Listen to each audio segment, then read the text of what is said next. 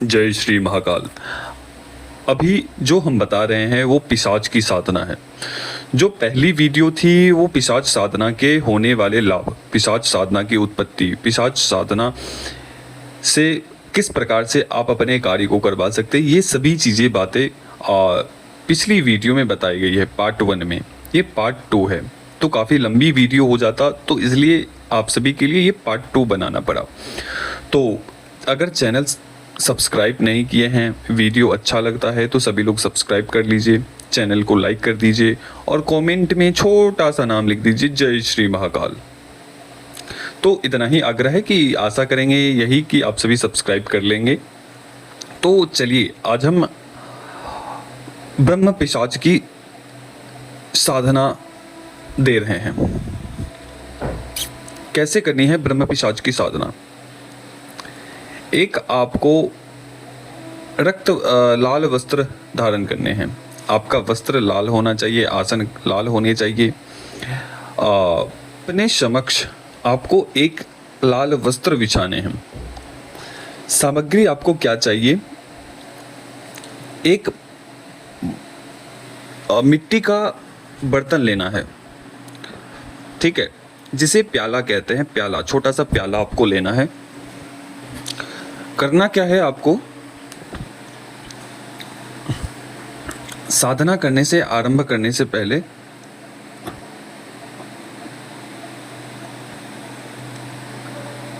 उस थोड़ी सी आपको उस प्याले में आपको 2 मुट्ठी चावल रखने हैं। उसमें एक सुपारी डालना है, एक सिक्का डालना है, मौली डालने हैं, हल्दी डालने हैं। ये आपको सभी अलग अलग सामग्री लेना है और किसी भी शमशान में किसी भी जंगल के क्षेत्र में हो, जंगल के क्षेत्र में जाने हैं या सुनसान नदी तट पर जानी है। ऐसा ना हो तो किसी भी सुनसान शमशान में जा सकते हैं। लेकिन अगर शमशान नहीं जाना है या नहीं जा सकते हैं तो आप किसी भी नदी तट पर या किसी जंगल में या जंगल में ही कर सकते हैं या खुले आसमान में। खुले आसमान में मतलब कि एकांत स्थान में, घर से करीब 200 मीटर की दूरी पर, आपके घर से नहीं, आपकी घनी जो भी घर का क्षेत्र है वहाँ से 200 मीटर की दूरी पर एकांत स्थान हो, ऐसे स्थान पर आप इस क्रिया को कर सकते हैं। वहाँ जाने हैं, उस सभी सामग्री अलग अलग रखनी है। 2 मुट्ठी पहले तो उस प्लेट में, मिट्टी वाला जो प्लेट है उसमें 2 मुट्ठी चावल रखने हैं, एक सुपारी रखनी है, सिक्का रखना है, मौली रखनी है। उसके पश्चात आपको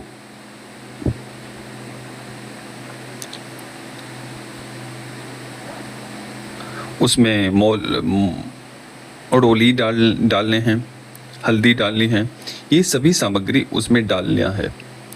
और जब ये प्रक्रिया करेंगे तो आपका मुख जो है वो आपका मुख पश्चिम की ओर हो।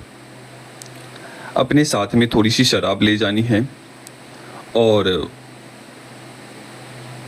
अगरबत्ती ले जानी है। ये सब ले जाना है और जब ये सभी सामग्री डाल दें तो वहाँ बैठ जाइए या खड़े होकर प्रार्थना करनी है कि मैं फलानी साधना कर रहा हूँ, उसमें आप हमें सफलता प्रदान करें। इस प्रकार से आपको निवेदन करना है। बाकी हम बता देंगे कि कैसे करना है। फिर वो प्लेट, अगरबत्ती वहीं रहने दे। वो प्लेट आप जहाँ भी साधना कर रहे हो, यह साधना प्रायः किसी भी एकांत स्थान में ही करना है, घर से बाहर ही करना है। घर में बिल्कुल भी इस पिशाच साधना को नहीं करना है। यह घर में करने वाली साधना नहीं है, ये थोड़ी उग्र प्रकार की साधना है, तो ये घर में बिल्कुल भी नहीं करना है। इसे आप घर से बाहर रहकर ही करना है, ठीक है। तो वहाँ पर आपको रखने हैं इस सामग्री। वहाँ पर जहाँ भी आप साधना करेंगे वहाँ पर वो सामग्री रखने हैं। बाकी इधर आपको चाहिए होंगे बकरे की कलेजी लेनी है, खून लेनी है, या मुर्गे की कलेजी लेनी है, मुर्गे की खून लेनी है। उसके पश्चात 2 प्याला अलग से और रखना है, जिसमें कि एक में कलेजी रहनी चाहिए, दूसरे में आपको शराब रखनी है, दीपक रखना है, धूप हो या धूप या अगरबत्ती वो रखने हैं अपने समक्ष सामने। ये जो भोग की सामग्री होगी, जैसे वो जो चावल लाए थे आपने वो आपको रखने हैं बीच में, उसके सामने एक दीपक रखना है, दोनों किनारों में एक साइड आपको बकरी की कलेजी या मुर्गे की कलेजी या और दूसरे तरफ शराब रखनी है। दोनों नहीं लेना है, दोनों में से एक लेना है, जो भी आपको उपलब्ध हो जाए। ऐसा नहीं होना चाहिए कि आपके पास मुर्गे की कलेजी है तो बकरे का खून ले आए, ऐसा नहीं। जो भी कुछ भी लें, अगर बकरे की कलेजी ले रहे हैं तो बकरे का ही खून चाहिए, अगर आपने मुर्गे का कलेजी लिया है तो मुर्गे का ही ब्लड चाहिए होंगे। इस बातों को ध्यान रखना है, इस बात का।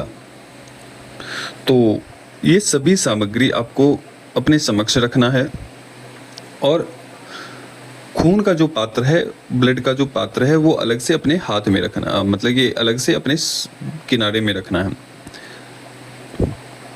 जब आप मंत्र आरंभ करेंगे उससे पहले उस ब्लड को जो सुपारी वाला प्लेट है जिसमें आपने चावल रखा है उसके ऊपर डाल देनी है उस ब्लड को।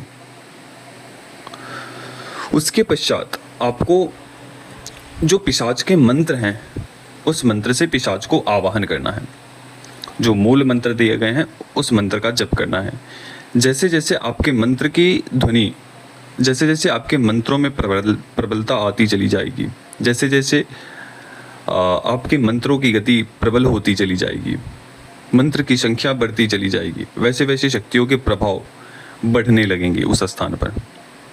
ये ध्यान रखें कि जब ये सिद्धि हो जाएंगे तो आपके लिए कुछ भी कार्य, कोई भी कार्य असंभव नहीं रहेगा। अगर आपने इस सिद्धि को कर लिया तो कोई भी कार्य आपसे असंभव नहीं रहेगा। बशर्ते ऐसे साधक होने चाहिए कि सिद्ध कर पाए।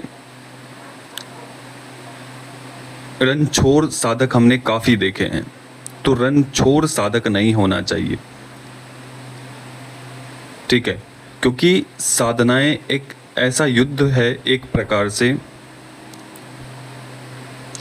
काफी सारे साधक हार जाते हैं इस मैदान में, साधना के मैदान में। आपको हारने नहीं है, किसी भी हाल में आपको जीतना है। कठिनाई बहुत सारी आती है, लेकिन जीवन में सतत चलना ही एकमात्र उपाय होता है।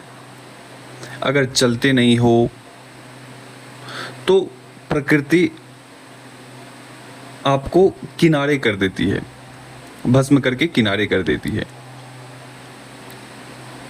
ठीक है? तो बहते हुए जल में जल के ही धारा से चलनी चाहिए। अगर विपरीत चलेंगे तो फिर वो जल धाराएं तोड़ देगी, ठीक है? जैसी परिस्थिति है उस अनुसार आप चलें। तो कठिनाई आती है, उस कठिनाई से बाहर निकलना चाहिए। तो इस प्रकार से आप साधना करिए। मैं दावा करता हूं कि 101% यह सिद्ध होंगे ही होंगे। इस साधना में अनेक प्रकार के अनुभव हो सकते हैं, जैसे हवा का बहुत तेज होना, कोई सफ़ेद पोशाक में आपके समक्ष आ जाए, कोई काले वर्ण के व्यक्ति, आपके हिष्ट पुष्ट शरीर, बहुत लंबे चौड़े व्यक्ति आपके सामने खड़ा हो जाए। इस प्रकार से दृष्टिगोचर होंगे। आपके समक्ष कुछ ऐसा होगा कि बहुत सारी शक्तियां हैं, एक बहुत लंबा चौड़ा व्यक्ति आया, वहां पर उन शक्तियों को मार रहा है, काट रहा है, तलवार से सिर को अलग कर दे रहा है, इस प्रकार से दृष्टिगोचर होंगे। बहुत भयानक भयानक आवाज़ सुनाई देगी, जैसे कुत्ते रोने की, और जैसे कोई किसी की मृत्यु हो रही है, इस प्रकार से भयानक डरावनी आवाज़ आपको सुनाई देंगे। बहुत सारे लोग रो रहे हैं, इस प्रकार से महसूस होंगे। तो साधक को डरना नहीं चाहिए, साधक को अपने आप में धैर्य बना के साधना करनी है, क्योंकि शक्तियाँ आपको पूर्ण रूप से तोड़ने का प्रयास करेगी। तो इन बातों को भी ध्यान रखें। जो शक्ति आपका कुछ भी नुकसान करती है, वही शक्ति आपको अर्श से फर्श तक पहुंचाने की ताकत रखती है। ठीक है। दूसरी बात कि जो भी शक्ति की साधना आप कर रहे हो, वह कभी भी अपने साधकों को नुकसान नहीं देती है, कभी भी नुकसान नहीं पहुंचाती है। ये अपने माइंड में बिठा कर रख लो आप। कोई भी जिसकी आप साधना कर रहे हो, सिद्धि कर रहे हो, वह किसी भी साधक का नुकसान नहीं करना चाहती है, ना ही करती है।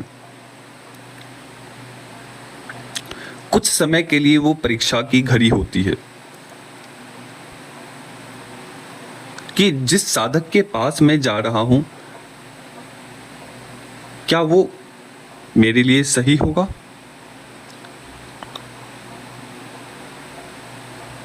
तो इतना तो सबको जानने का अधिकार होता है, तो उन शक्तियों को भी ये अधिकार है। तो मैं यही कहूँगा कि कोई भी शक्ति अपने साधक को नुकसान नहीं पहुंचाती है। अगर ऐसी शक्तियाँ जब किसी को नुकसान पहुंचाने लगती है, तो कोई भी व्यक्ति क्यों उसकी साधना को करेगा, क्यों करेगा उसकी साधनाओं को। जब साधक डर के ही भाग जाएगा, तो उसे पूछने वाला कौन होगा, उन शक्तियों को पूछने वाला कौन होगा, क्योंकि वो भी एक लोभ के वशीभूत होकर आपके पास आते हैं। वो भी मंत्र के प्रभाव ध्वनि के माध्यम से वो आपके पास आते हैं, विवश होकर आते हैं आपके पास। तो खैर कोई बात नहीं, ये सब कुछ जानकारियां हैं जो आगे भी बताएंगे साधना से संबंधित। तो जो लोग सब्सक्राइब नहीं किए हैं, तो सभी लोग सब्सक्राइब कर लीजिए। जो भी साधना करना चाहते हैं साधक, वह कर सकते हैं। तो व्हाट्सएप के माध्यम से इसकी पूर्ण जानकारी, विधि विधान, मंत्र सहित आपको दे दिए जाएंगे। इस साधना को करके आपकी हर एक प्रकार की ख्वाहिश, इच्छाएं, मनोरथ, सभी प्रकार के सिद्ध साधना में सफलता को देने वाला यह शक्ति है ब्रह्म पिशाच। आपके धन, धान्य, वैभव, इज्जत, मान, प्रतिष्ठा, सब कुछ ये बढ़ाने की क्षमता रखते हैं ब्रह्म पिशाच। तो चलिए अभी तक के लिए अनुमति दीजिए। जय श्री महाकाल, जय महाकाली, जय भैरव।